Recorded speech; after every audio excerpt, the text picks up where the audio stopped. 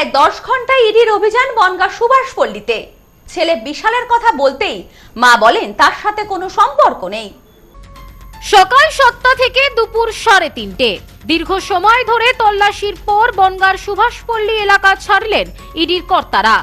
মঙ্গলবার 7 সকালে উত্তর 24 পরগনার বনগাঁ সুভাষপল্লী এলাকায় পাশাপাশি দুটি বাড়িতে শুরু হয় ইডির অভিযান। কেন্দ্রীয় বাহিনীর জওয়ানদের সাথে নিয়ে সকাল থেকে অভিযানে নামেন তদন্তকারী অফিসাররা। সূত্র মারফত জানা যাচ্ছে, ঘটনায় প্রায় 160 কোটি টাকা দুর্নীতির অভিযোগ রয়েছে। এলাকার বাসিন্দা বিশাল বিশ্বাস ও অভিজিৎ ওরফে রাজীব বিশ্বাসের বাড়িতে অভিযানে আসেন কেন্দ্রীয় তদন্তকারী সংস্থার অফিসাররা। এই বিষয়ে বিশালের মা বলেন, ওর সাথে আমাদের কোনো সম্পর্ক নেই। দীর্ঘ কয়েক বছর ধরে এখানে আসে না। আমি চেষ্টা করেও ওর মা হতে পারলাম না। যার সঙ্গে আমার সম্পর্ক নেই তার কথা নিয়ে আলোচনা আমার মোটে ভালো লাগে না। আমি ওর সৎ মা, ওর বাবা রাজমিস্ত্রির কাজ করে, এইটুকু কি জানি, আর কিছু বলতে পারবো না। ক্যামেরার সামনে স্থানীয় বাসিন্দারা সেভাবে কিছু না জানালেও তাদের দাবি, বিশাল দীর্ঘদিন আগেই বনগাঁ ছেড়েছেন। অভিজিৎ ওরফে রাজীব, তিনিও বর্তমানে বনগাঁতে থাকেন না, তবে তাদের পরিবারের সদস্যরা রয়েছেন। সুভাষপল্লী 8 নম্বর লেনের বাসিন্দাদের দাবি, তারা যখন এলাকায় থাকতো তাদের জীবনযাত্রা ছিল যথেষ্ট বিলাসবহুল। স্থানীয় অপর এক বাসিন্দা বলেন, রাজীব বাড়িতে তার পোষা কুকুরের জন্মদিন পালন করতেন যথেষ্ট জাঁকজমকপূর্ণভাবে। বহু লোক সেখানে নিমন্ত্রিত থাকতেন। এদিন তদন্তকারীরা ঘটনায় বিশালের বন্ধু সুরজের বাড়িতেও যান। জানা গেছে, কোম্পানি খুলে টেন্ডার পাইয়ে দেওয়ার নাম করে কয়েক কোটি টাকার প্রতারণার অভিযোগ রয়েছে বিশাল ও রাজীবের বিরুদ্ধে। এই বিষয়ে সুরজ বিশ্বাসের ভাই সৌভিক বলেন, আমার দাদা ছোটবেলার বন্ধু বিশাল। গত 2.5 বছর আগে দাদার বিয়ের সময় শেষ দেখেছিলাম ওকে। এদিন ওনারা আমাদের বাড়িতে এসেছিলেন। আমি যতটুকু জানতাম জানিয়েছি। আমার ফোনে বিশালের নম্বর ছিল, আমি জানতাম না। আমি দাদার ফোন ব্যবহার করতাম, সেই নম্বরও তদন্তকারীরা নিয়েছেন। অঞ্জলি সিল্ক এখন আমাদের 2টি শোরুম, হাবড়া ও বনগাঁতে। আমাদের 2টি শোরুমেই কেনাকাটার উপর থাকছে আকর্ষণীয় ছাড়। ফোন 7044447885। সিটি বা ইডি, ঠিক আছে, তারা এসেছিলেন, তার খোঁজ খবর চাইছিলেন। আমার কাছে তার নাম্বার চাইছিল। তো এবার আমার সঙ্গে তো তার কোনো সম্পর্ক নেই, আমার দাদার ক্লাস ফোন ছিল, ঠিক আছে। এবার সেই ক্ষেত্রে আমার জানাও ছিল না যে তার নাম্বার আমার ফোনে আছে কিনা। যে ফোনটা ব্যবহার করি সেটা আমার দাদারই ফোন। এবার সেই ক্ষেত্রে আমার জানা ছিল না। আমার কাছে যখন বলা হয়েছিল যে তার নাম্বার আছে কিনা, আমি তো সেভ করিনি। সেই ক্ষেত্রে আমি বলেছিলাম যে না, আমার জানা নেই। তারপর আমি চেক করে দেখলাম যে হ্যাঁ রয়েছে। এবার হয়তো ওটা সব ফোনে হয়তো সেভ করা ছিল। এবার সে আদৌ সেই বিশাল কিনা তখন আমি জানতাম না। এবার নাম্বারটা দেওয়া হলো। তারপরে ইডি স্যাররা আমাদেরকে ওদের বাড়ি নিয়ে গেল।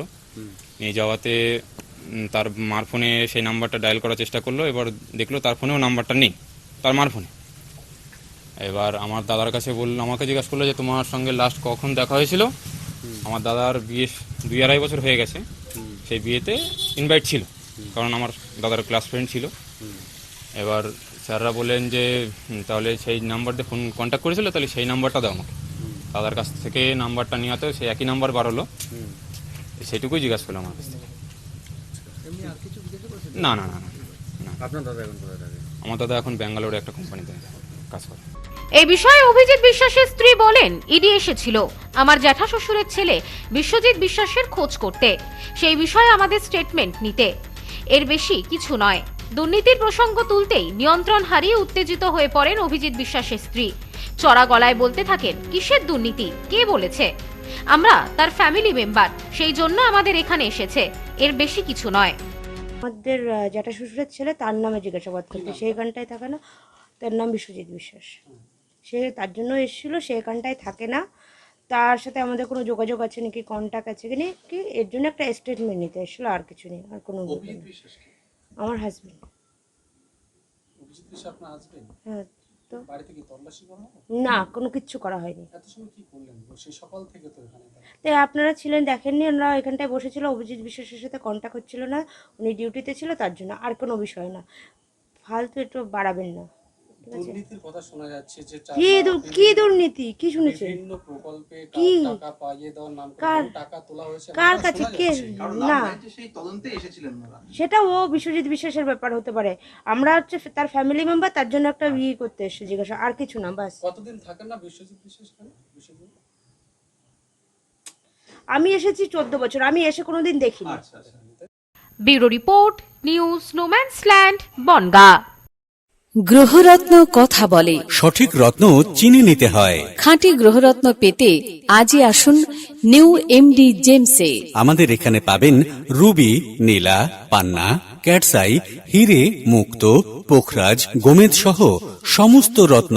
এছাড়াও মুক্ত ও ক্রিস্টালের হার, ব্রেসলেট, ডায়মন্ডের নোজপিন আমাদের কাছেই সব থেকে কম দামে পাবেন। পাবেন বিভিন্ন ধরনের rudraksha. New MD gems, Bichulihata, Bongaon. Mobile number 8967237446।